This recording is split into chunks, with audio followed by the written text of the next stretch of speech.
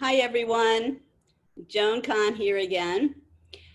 This is an introduction to Project One. I'm going to read through the project sheet, and then in part two, I'm going to show you an example of a painting that I did in layers in Illustrator using 1-point perspective, and then show you how to place an image into a bottom layer in Illustrator and how to create layers.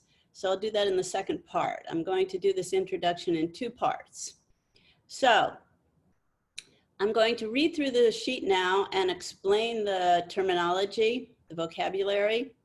So this is Project One. Follow along with me if you can bring up the project sheet or print out the project sheet. So Project One, 1-point perspective painting using geometric and organic shapes, applying light logic and local color, using layers in Adobe Illustrator. So we're going to have a lecture on 1-point perspective painting or 1-point perspective, and that will be in Module 2. So you should look at that, read through that. It's a PDF. Geometric and organic shapes. Geometric shapes in a composition are ones that use the circle, square, and triangle, and they're thought of as man-made shapes. They come from the science of geometry, which is a mathematical science.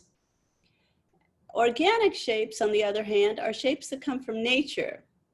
So they would be thought of as shapes that have irregular, rounded, somewhat unpredictable contour line that defines them.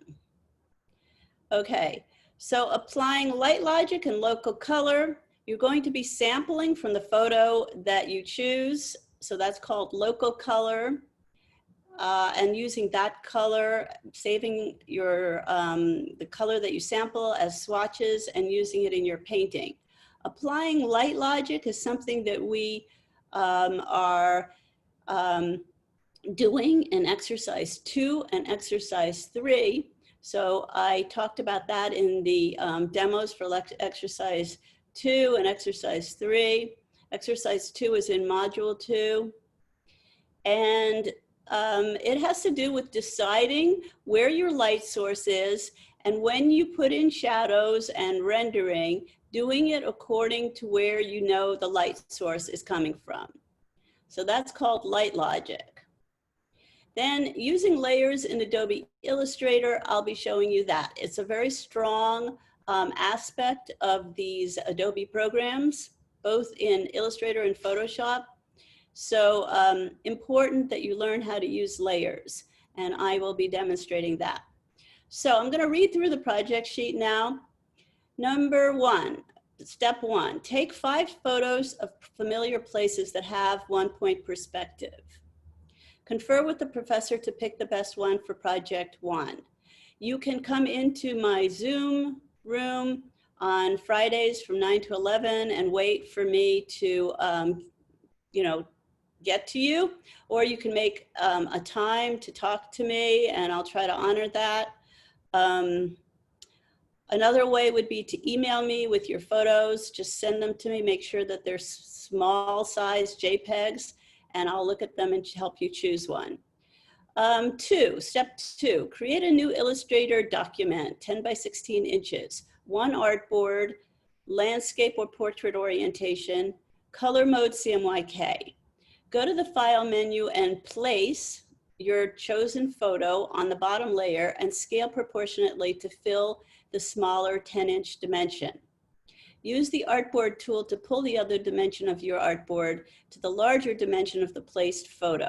So you're keeping the photo proportions constrained by holding Shift. I'll be demonstrating that in the second part of this introduction.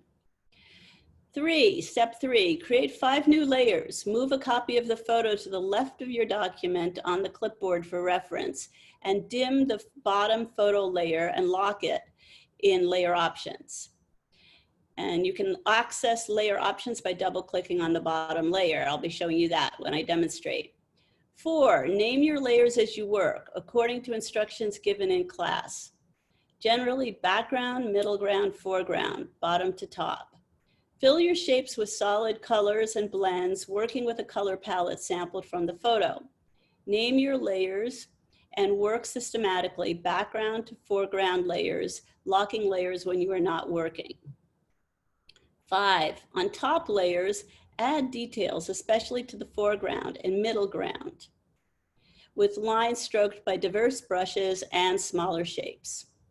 6, save and hand in as a PDF file with options 1, 2, and 5 checked.